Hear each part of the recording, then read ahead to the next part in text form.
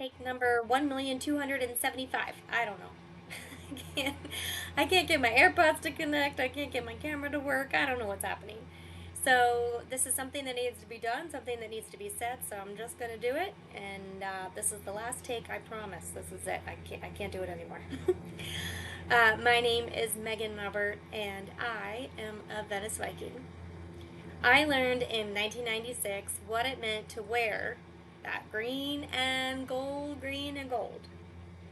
Born and raised in Venice, Florida, I was lucky enough to grow up in one of the earliest Pop Warner programs ever established in Southwest Florida.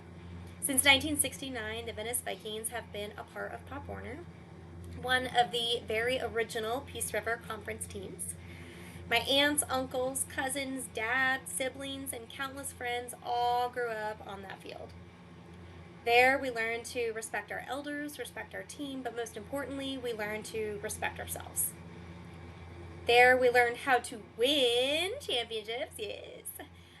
But we also learned how to lose and lose and lose and lose, and if you know, you know. We learned how hard work, teamwork truly builds successful seasons. But as kids, we began to understand the world through this little micronism of football and cheer. We watched our parents, our grandparents, our aunts, uncles, and volunteers make a village, a whole village, that poured into every single one of us their time, their energy, and their love. We discovered that family is not just blood. Family is the people that you surround yourself with every single day. Pop Warner taught us that it truly takes a village to raise a child. Over the years, I have been on teams where we celebrated championships and teams that we have lost year after year after year after. Did I mention after year? Sure, you know if you know. I have been on teams where friends have lost their parents. I have been on teams where friends have lost their siblings. I have been on teams where athletes silently carry the weight of abuse and trauma and the belief that their life didn't matter until this program and the people in it show them exactly that they were meant to be there. I have been on teams where other families have stepped up to take kids in to protect them and give them stability. If you know, you know. I have been on teams that became lifelong family. The kind of people whose weddings that you stand in, whose babies that you hold, whose names that you still save in your phone underneath their maiden names because that's just who they will always be to you. I found myself talking to one of those maiden name friends about how much Pop Warner has changed. And she said something that stuck with me that I just can't shake. And I thought after having a few weeks off, my mind would change and I would feel differently, but I don't, and I can't let it go. She said to me, Meg, Pop Warner isn't what we knew that it was. It has changed and not for the better. You have to decide what you are going to do. Shriver, our old cheer coach, wouldn't want you stuck in limbo. She would tell you to make a decision. Are you in or are you out? And if you're in, then you better be ready to do it again. Again, if you know, you know. In that moment, I knew exactly what she meant. If I'm out, then I am out. But if I'm in, then I'm all in. Meaning that it's time to fight for what Pop Warner used to be and what it should still stand for. Pop Warner was built on tradition. It inspired young people to lead by example, support their teammates, take pride in their academics. They were proud to have good grades. They wanted to hear their names called. They serve their community. They grow as athletes, but they also are learning life lessons and they grow as people.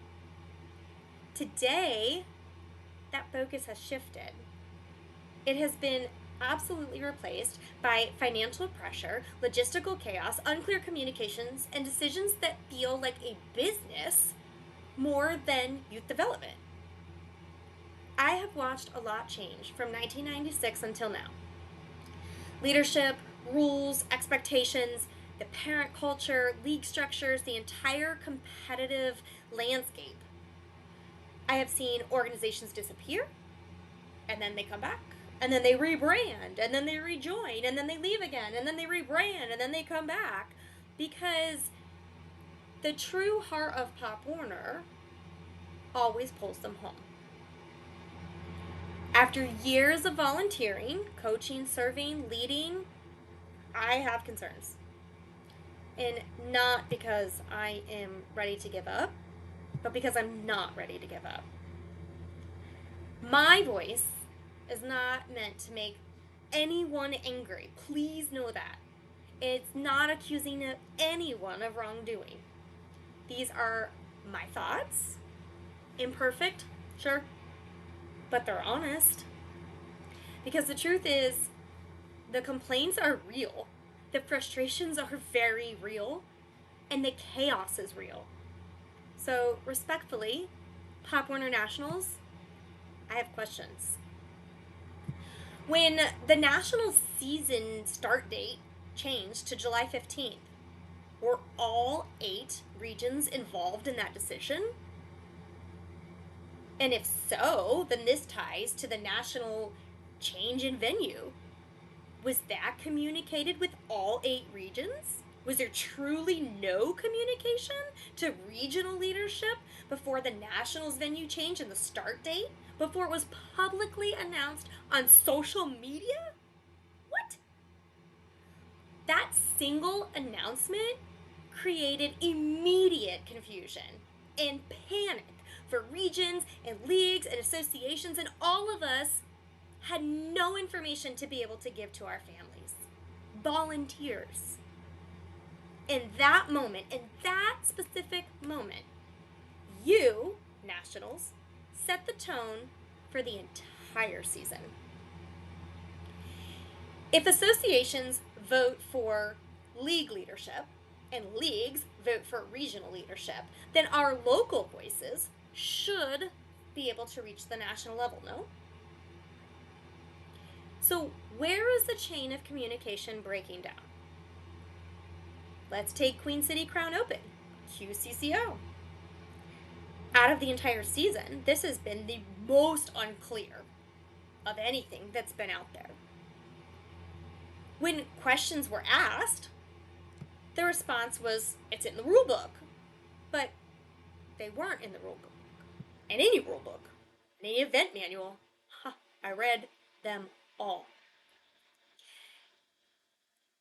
For a local team that did not qualify for regionals, is their attendance mandatory if they're registered for QCCO?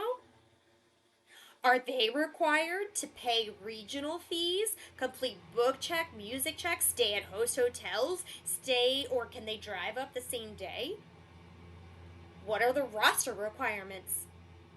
What if an athlete decides to pull, or a family decides to pull them because they lost at regionals? They don't deserve to go to regionals.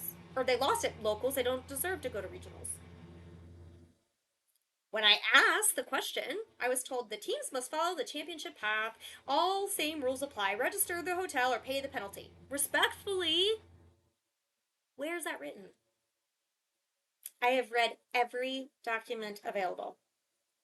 It is not there about clear expectations from locals to regionals for those that are registering for Queen City Crown Open. Should those non-qualifying teams do agree to go to regionals to get a participation trophy, because that's essentially what they got, they should be able to register for the limited practice mat time. How about the hotel blocks at Rosin Shingle? We all know what that's like. The compliance slots for book checks and everything else, the non-qualifying local teams should be able to take a qualifying team's time? Is that fair? I don't know. And again, there's that written. If a non-qualifying local team does not attend regionals, there's going to be a penalty. Okay, fine, great. Where is that information at? And who gets that payment? Nationals? Regionals? Locals?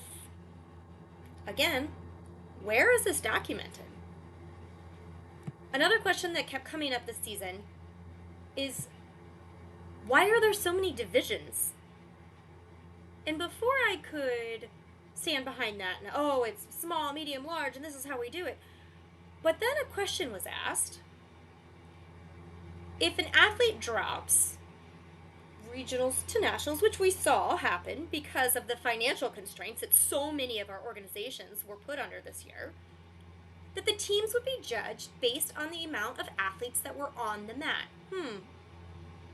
If that's the case, then why do we have divisions at all? Ooh, I might have an answer for that.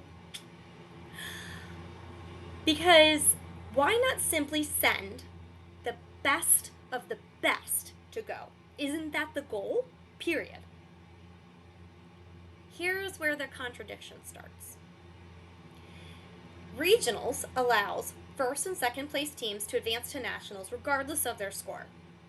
Third through fifth may choose to advance their team should they reach their minimum score of 80 and within 5 points of first place. Woohoo, okay, great. If an association were to set that minimum score standard at their association level, they are being told that an internal minimum score is discouraged and choosing not to advance those teams that would be frowned upon against regionals and nationals and possibly be imposed a fine. But if we're truly trying to send the best of the best, why does a score all of a sudden matter? Let's be honest. This would not be as big of an issue if money was not involved. But it is. When an association chooses not to advance a team that doesn't meet its internal standard, now the association is fine, but let's be very, very, very clear. It's not the association paying that fine. It's the community. It's the families, and ultimately, it's the kids. So that leads to my bigger question. Where does authority actually begin? And where does it end at each level? Association, conference, region, national? Because when the rules start challenging one another, confusion is not the expectation, it's the norm. So, what do I actually want? As someone that has been involved in Pop Warner for over 30 years, yep, I just aged myself. As an athlete, a junior coach, assistant coach, head coach, and now ACDC, I can confidently say this.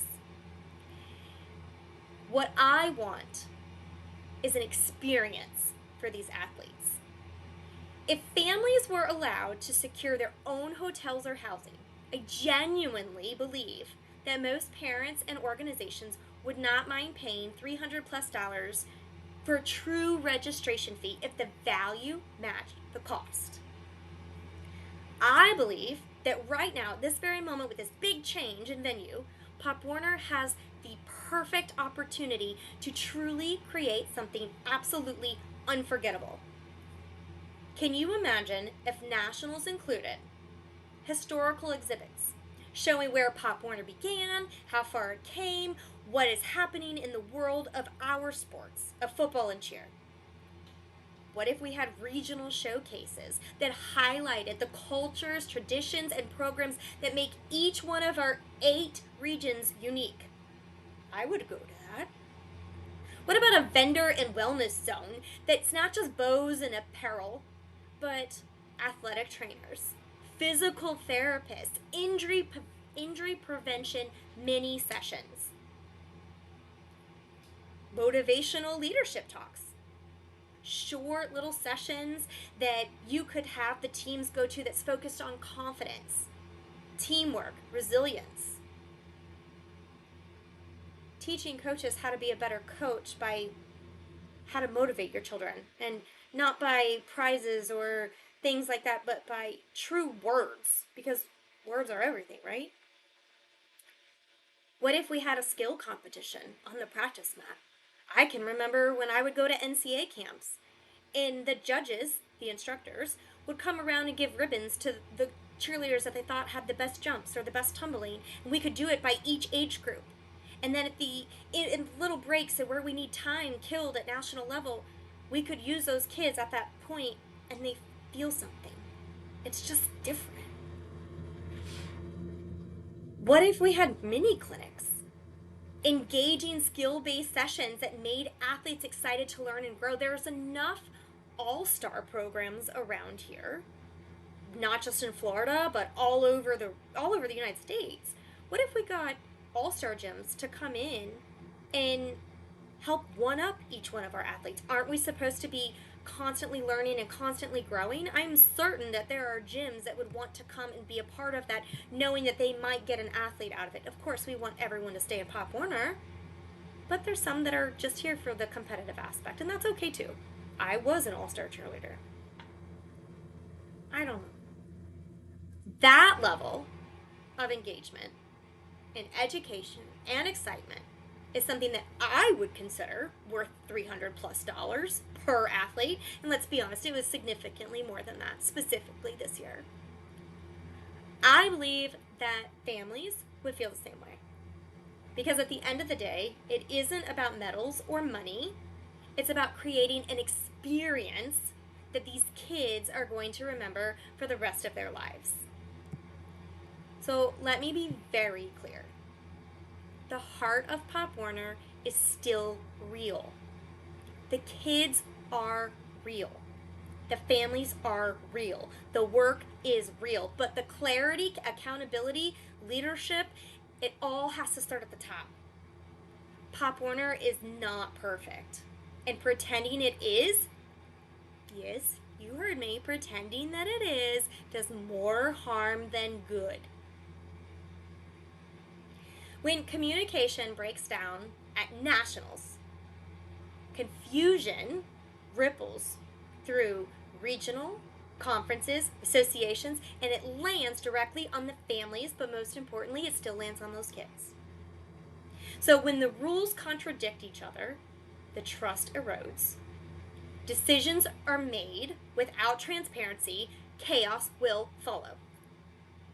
When financial penalties are used to enforce very unclear standards, it's the communities that will pay the price.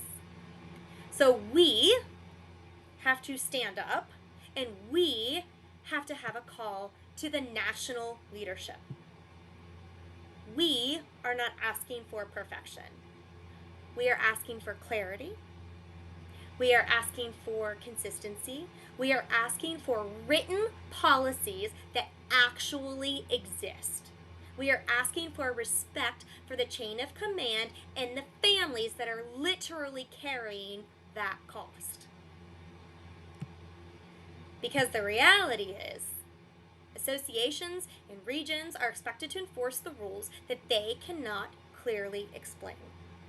The volunteers, all of us, are left as the middleman, trying to make all the ends meet, and we don't have the answers because we don't know. And those kids, they are caught in the middle of decisions that they and their families had no voice in. That is not leadership, Pop Warner Nationals, and it is not sustainable. So here is the change. Make some clear, published policies before season starts. Consistent standards applied the same way at every single level. Transparent communications, not on social media, without notice. Decision making that makes members who are actually paying the price feel that they have a voice. Pop Warner stands for scholastic, there I can do it, see, again, athletes. It stands for character, leadership, discipline, and opportunity. But most importantly, it stands for community. And our communities deserve way better than confusion. We are still here. We are still committed. But our commitment no longer means silence. We will ask the questions. We demand clarity. We will advocate for our families, but most importantly, we will advocate for our athletes. Not to tear Pop Warner down, but to build it back up to what it's supposed to be. So hear this clearly. We are in, but we are not willing to accept unclear rules, inconsistent enforcement, and decisions made without accountability. We stand for change, we stand for transparency, and we stand for the families and the kids who trust in our program. We will continue to push respectfully, firmly, and publicly until Pop Warner Nationals lives up to the values that it teaches to our athletes. Because Vikings don't walk away when things get hard. We step forward, we speak up, we lead. Cheers to some change, 2026.